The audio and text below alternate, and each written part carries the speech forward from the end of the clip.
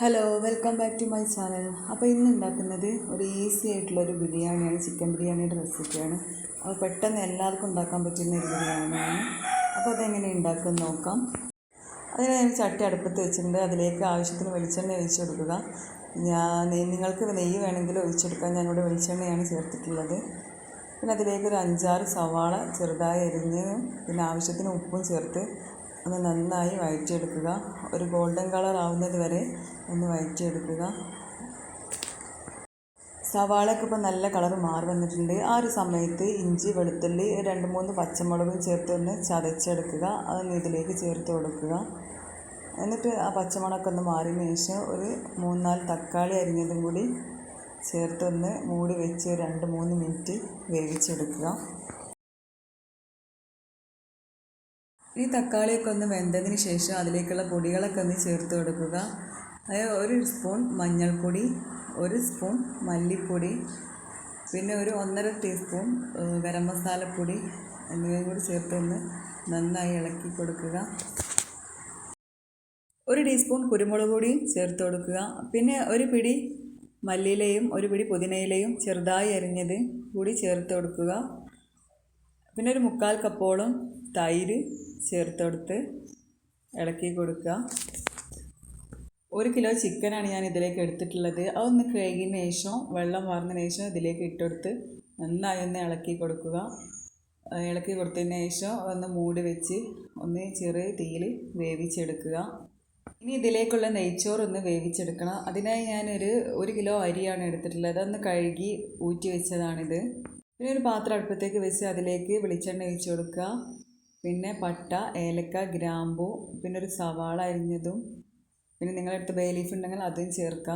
അതും കൂടി ചേർത്തെടുത്തതിന് ശേഷം ആവശ്യത്തിന് വെള്ളം ഒഴിക്കുക. 1 കപ്പ് അരിക്ക് 1.5 കപ്പ് വെള്ളം നിൽക്കാണ് ഞാൻ ചേർത്തിട്ടുള്ളത്. ഇതിപ്പോൾ 3 കപ്പ് അരിയുണ്ട്. വെള്ളം നന്നായി തിളച്ചിട്ടുണ്ട്. ഇതിലേക്ക് ആവശ്യത്തിന് ഉപ്പും കഴുകി വെച്ചിരിക്കുന്ന അരിയും കൂടി ചേർത്ത് ഇട്ടെടുത്തതിന് ശേഷം ഒന്ന് ഇളക്കി കൊടുക്കുക. എന്നിട്ട് ചെറിയ തീയിൽ വെച്ച് ഒന്ന് വേവിച്ചെടുക്കുക. ഈ ഒരു സമയത്ത് നമ്മൾ ചിക്കൻ ഒന്ന് വെന്തോ നോക്കാം. ഒന്ന് ഇടയ്ക്കൊന്ന് ഇളക്കി കൊടുക്കുക.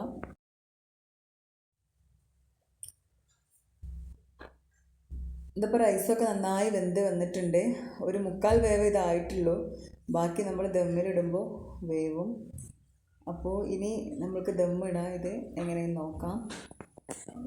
ചിക്കനൊക്കെ ഇപ്പോൾ ഏകദേശം വെന്ത് വന്നിക്കണേ. ഇനി ബാക്കി ദമ്മിൽ കിടന്ന് വെന്തോളും. ഇതിൽ ഞാൻ വെള്ളമൊന്നും ചേർത്ത് കൊടുത്തില്ല. ഇത് ചിക്കനിൽ നിന്ന് ഇറങ്ങിയ വെള്ളം തന്നെയാണ്. ഇനി നമ്മൾ വേവിച്ചിരിക്കുന്ന ആ ചോറിന് പകുതി ഇതിലേക്ക് ഇട്ട് കൊടുക്കുക. എന്നിട്ട് ഇതിലേക്ക് കുറച്ച് ഗരം മസാല ചേർത്ത് കൊടുക്കുക. പിന്നെ കുറച്ച് നെയ്യ് ചേർക്കുന്നുണ്ട്. ഈ ഒരു സമയത്ത് 6 kg ആണ് ഞാൻ ചേർക്കുന്നത്. പിന്നെ അതിലേക്ക് കുറച്ച് മല്ലിയിലയും പുതിനയിലയും അരിഞ്ഞത് ചേർത്ത് കൊടുക്കുക. പിന്നെ ഇത് ബിരിയാണി എസൻസ് ആണ്. ഇതൊരു 2 തുള്ളി കുറച്ച് വെള്ളത്തിൽ കലക്കി ഇതിലൊന്ന് കുടഞ്ഞു കൊടുക്കുക. പിന്നെ ബാക്കി ചോറും കൂടി ഇതുപോലെ മേലെ ഇട്ടതിന് ശേഷം ഇതിൻ്റെ മേലെ ഗരം മസാല, നെയ്യ്, മല്ലിയില, പുതിനയില, പിന്നെ ബിരിയാണി എസൻസ് അതും, പിന്നെ ഒരു ഭംഗിക്ക് വേണ്ടി കുറച്ച് ക്യാരറ്റ് ചെറുതായി അരിഞ്ഞതും കൂടി ഇട്ടെടുക്കുന്നുണ്ട്. നിങ്ങൾക്ക് വേണമെങ്കിൽ ഇതിന് മേലെ സവാള ഫ്രൈ ചെയ്തതും കാഷ്നട്ടും കിസ്മിസൊക്കെ വറുത്തിട്ട് കൊടുക്കാം. ഞാനിതൊന്നും ഇട്ട് കൊടുക്കുന്നില്ല, എളുപ്പത്തിലുള്ള ബിരിയാണി ആയതുകൊണ്ട്. ഇതൊന്ന് ദമ്മിട്ടെടുക്കാൻ കുറച്ച് വെണ്ണീർ ഇതിൻ്റെ മേലെ ഇട്ടതിന് ശേഷം തീക്കണ ഇതിൻ്റെ മേലെ കോരിയിട്ട് കൊടുക്കുക. ഇതൊരു 10-15 മിനിറ്റ് ചെറിയ തീയിൽ ഇങ്ങനെ വെച്ചതിന് ശേഷം നമുക്ക് തുറന്ന് നോക്കാം.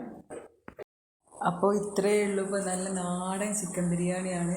ആർക്കും എളുപ്പത്തിൽ ഉണ്ടാക്കാൻ പറ്റിയൊരു ബിരിയാണിയുടെ റെസിപ്പിയാണ്. അപ്പോൾ ഇതുവരെ ഇങ്ങനെയാണ് നിങ്ങൾ ഉണ്ടാക്കണമെങ്കിൽ കമൻറ്റ് ചെയ്യുക. കാണാത്തവരാണെങ്കിൽ ലൈക്ക് ചെയ്യുക, ഷെയർ ചെയ്യുക.